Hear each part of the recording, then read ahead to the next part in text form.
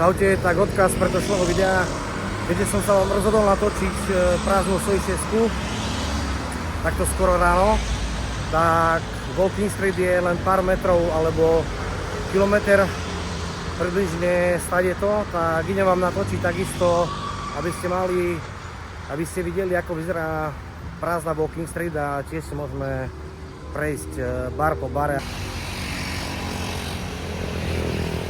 Tak ako som sľúbil, tak točím vám videá pre členov. V prvom rade by som sa chcel vlastne zamerať na videá pre členov, pretože viacej ma baví točiť nočný život. Toho už natočeného naozaj dosť. Samozrejme treba to aj strihať, takže všetko má svoj čas a svoju postupnosť. Viacerí ste sa chceli pridať a stať sa členami môjho kanála.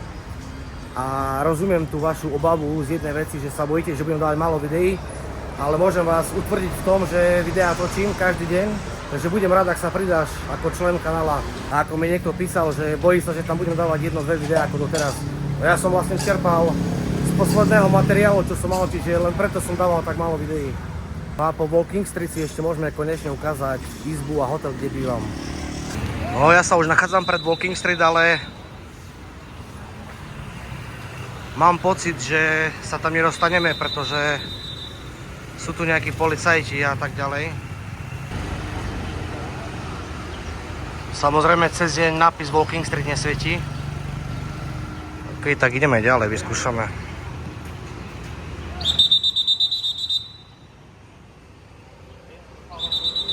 No to je asi len pre auta, že sem nemôžu.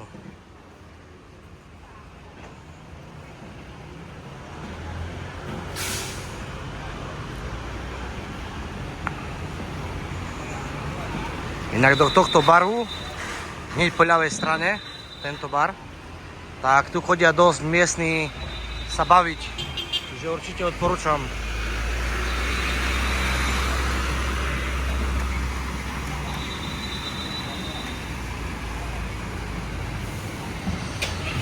No je tu nejak dosť rušno s tými autami, neviem, či som si vybral najlepší čas na ukazovanie. Tu je hneď 7-Eleven. No aspoň uvidíte, ako sa čistí Walking Street, pretože sú tu strašne veľa aut. No len horšie sa mi bude prechádzať stade to a ukazovať vám tie bary, keď všade je voda a hluk. No nič, ono to ide až úplne dozadu a vidím v diaľke ešte ďalšie 3, 4, 5 aut. Takže asi na budúce si ukážeme z Walking Street cez deň, bez ľudí, bez hluku. Myslím, že je najvyšší čas, aby sme si ukázali aj hotel, kde bývam, tak poďme na to. Je to hotel P+. Tí, ktorí ste sledovali moje minulé videá, tak tento hotel asi už poznáte, ale dnes si ho ukážeme a rozoberieme si ho podrobnejšie. Tento hotel sa skladá z troch budov, Ačko, Bčko a Cčko. Vlastne hneď máš bary. Týmto smerom je hneď 7-Eleven. Dole máš parkovisko. Tu môžeš takisto parkovať. No a hneď po ľavej strane, tu na prízemí máš bazén. Neviem, či cez tie kryky niečo uvidíme.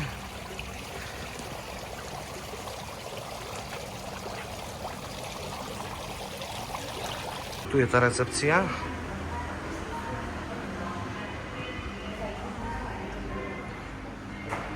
Môžete vidieť, po pravej strane je Ačko.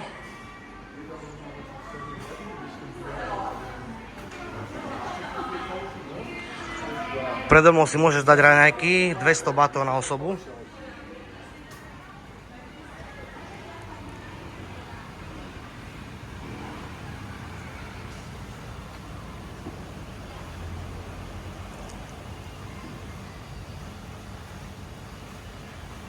Vzadu môj obľúbený LK Prezident, ktorý je už žiaľ vypredaný a predražený. No vlastne teraz prechádzame do Bčka.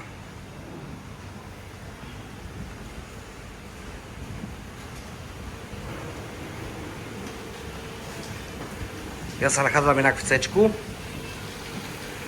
Máte také jazierko.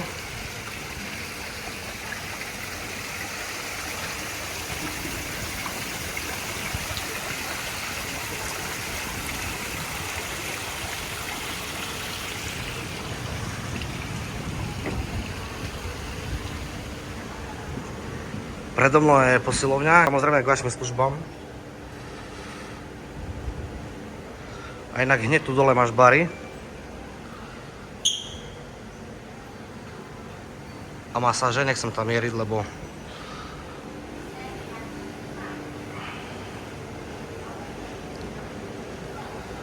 no ja bývam v tejto budove C-čko.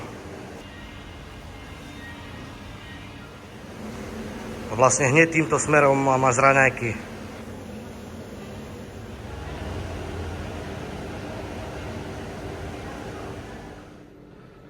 Takisto máš tu pokojovú službu a saunu som myslím, že ešte nespomenul.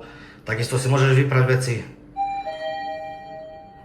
No v skratke poďme si ukázať aj izbu.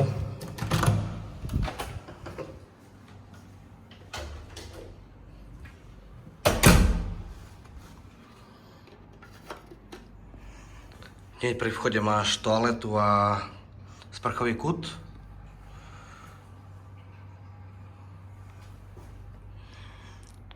No a nejak takto vyzerá izba.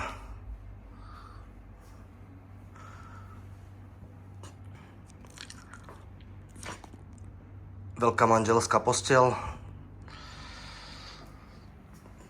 Televízor, klasika. Do výhľad to sa vám už ukazoval. Ešte dajme si z opačnej strany.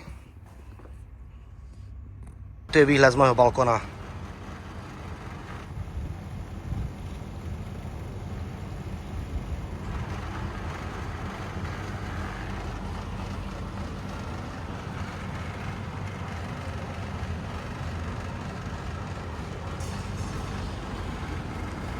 Vašu orientáciu, tam sme prišli. Toto je vlastne Ačko budova. A my sme v C-čku, ako som už hovoril.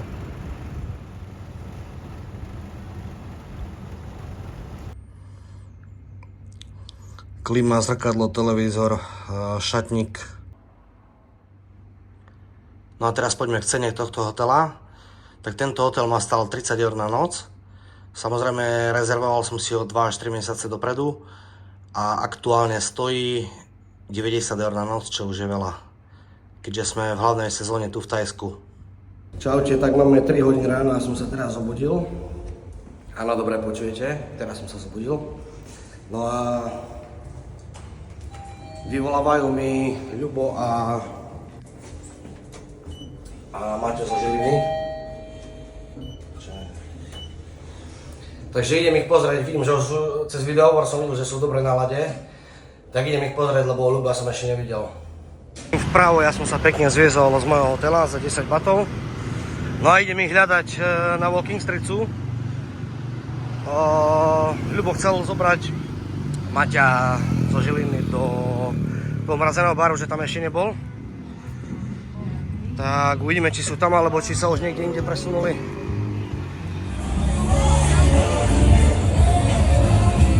A oni by mali byť tu, ale samozrejme, že ich už tu nevidím.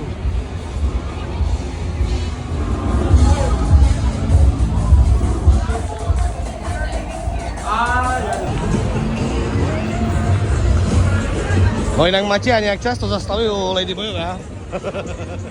Dvakrát. A práve sme v tej časti, kde sú, tak...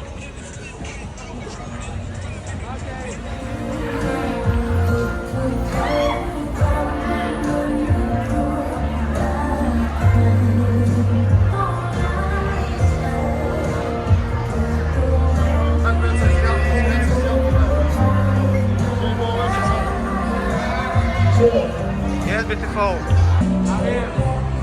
No my tu hráme biliard, ja som s ladyboyom, zobral som jej drink, jemu jej. Ale to len tak do slušnosti, aby sa nepodalo. My sme s Ľubom a Maťo je... No, už som popletený, neviem čo rozprávam. Lebo už neviem, kto je s kým. Posral som to. Biela spadla. Praskla guba, biela spadla. Tu inak na Walking Street hráme biliard. O 4:05 ráno. No Ľubo ešte ostal, Maťo nás opustil, lebo má dosť na dnešok, že vraj. Stále sa nachádzame v biliarde na Walking Street.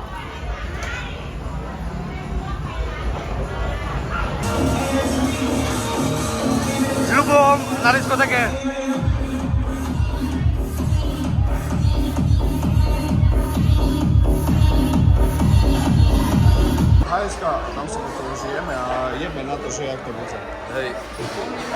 No my sme inak ostali až do záverečnej, samozrejme, 6 hodín ráno.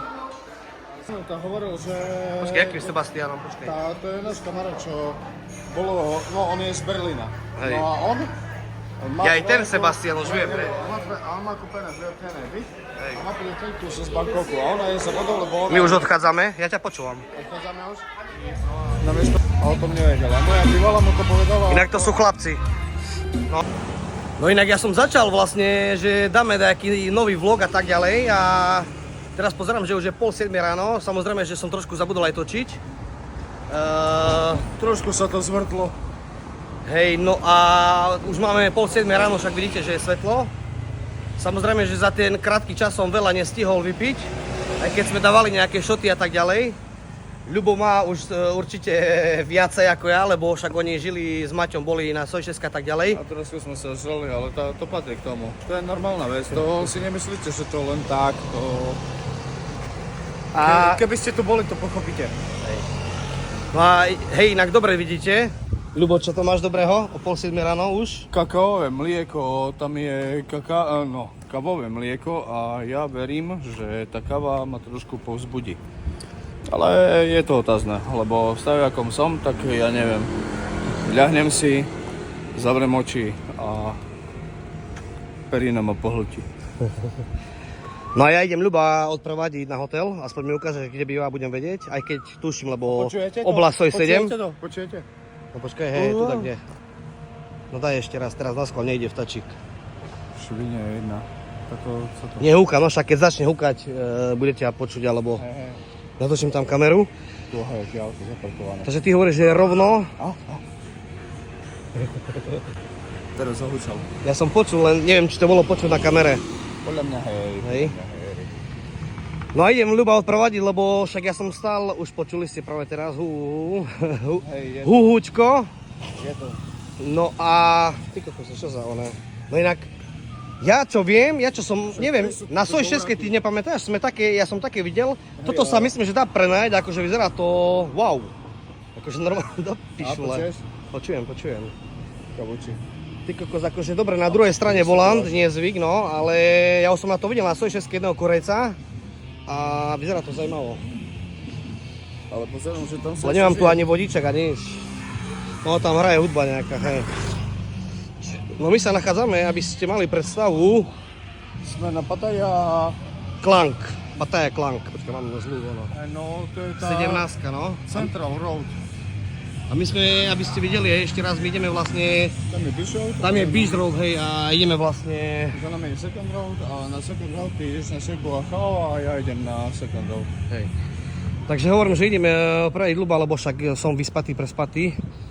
A aspoň mi ukáže, kde býva a tak ďalej. No a ja som na sračku úplne. Sondal som sa. Ľubo, je tu druhú noc? Či ako? Druhá noc, no. Teraz pôjdem spať, to bude moja druhá noc. Maťo nás už opuštil skorej, on tiež bol. Hej, on to nezvládol. Zakurili sme. No a najhoršie na tom celom je to, že ja sa práve vlastne zobudzam, že by som vedel byť akčný a chodí hore dole, ale už je všetko zatvorené a tak ďalej. A rozmýšľam, že čo s týmto načatým večerom a neviem, ešte sa pôjdem asi, ako pravím Ľuba, sa pôjdem asi pozrieť na ešte raz cez Beach Road a uvidíme, že čo. No a keď tak, kde uvidíš tvoren masáž, to je sa vymasírovať. Môže byť všetko, uvidíme. Lebo teraz si stav? Ja som čerstvý, to je ten problém. Takisto dneska mám check-out, čiže musím sa presunúť do ďalšieho hotela, čiže veľmi zaspať ani nemôžem. To ten check-out, to je niečo, najväčšia zloba. A vôbec sa mi akože nechce presunúť, lebo ja som si kúpil na tom P+, kvôli lokalite aj kvôli domáckosti tohto hotela, lebo už tam chodím dlhšie, tak vidíme, no. No. Včera sme išli po Soj 6 a išiel veľký muž, taký napitý, aj s manželkou, taká blondínka. Obidvaja boli Slováci, asi buď to bol partner s partnerkou, alebo manželia. A oni prídu ku mne a mi hovoria Serus. Ja aj toto, čo si mi písal, ale som to ešte nereagoval na to ešte, no. Serus, ty si Ľubo z Prešova. Ja že, hej, ja kúkam teba i ja, kde je Maťo? A ja že, tá Maťo príde 1.1. A čert? Máme sa stretnúť s čertom. Ja to sme sa nestretli vtedy, ale to je jedno. Spinkal som asi, alebo kde som bol, No, neviem. ja som bol na Sejšecké, robiť čoro moro. No ale halus je toto, že úplne v Thajsku ťa stretne nejaký Slovák a ti pozdraví. A toto je také, no, prekvapujúce pre mňa. Dosť taká halus. No a ja chodím do Pattaja asi 4-5 rok, to už som spomínal viackrát. A normálne dneska sme sa tak s Ľubom bavili aj s Maťom zo Žiliny, že pretože sme, no však ste videli, že sme hrali s Ladyboymi biliard a tak ďalej. A ako my nie sme buzeranti a nič podobné, ale normálne rozmýšľame, že ako to povedať slušne, že rozmýšľame, že nejakého Ladyboya alebo podobne zoberieme do videa. Do vlogu, no. A... No, ale neviem, že či budú o to stať. No, tiež by mohla. No, to je vlastne Ja som sa Ľubová aj známy, ja neviem, jak ich mám v akom rode ich nazývať. Toto je najväčšia sranda, že neviete, akých máte volať, ale no takto. V občianskom podľa zákona majú napísané, že keď sa narodíte raz ako chlapec, tak vždycky v občianskom budete mať napísané, že ste chlapec. Toto viem, áno. Áno, no. To inak je, ešte ťa preruším, sorry, to inak je presne dobré, keď nie ste si istí, keď si zoberete dievča nad ránom v dobrej nálade na hotel, tak presne tamto môžete jednoznačne zistiť, či rozprávala pravdu, pretože vám ukáže svoju ID kartičku na recepcii, takže vlastne tamto zistíte na 100%. No a my sme akurát stratili myšlenku, lebo sú tu všelijaké rozruchy naľavo napravo a tak ďalej. Naposledy myslím, že sme sa bavili niečo o tom, jak sa volá ten Ladyboy, čo ho poznáš? Kif. Kif? Hej. No a áno, už viem, sme rozprávali, už tu máš hotel? Že stojíš? Počkaj. Neviem, na akej tejto sme. My sme to prešli, ja som na 6-7 bol. Ty kokos. Lebo veľa, hej, sme sa zakecali. Nevadí, ideme ďalej však. Sme na čudo a musíme ísť na tú 3 ulicu ďalej. Tak ideme naspäť.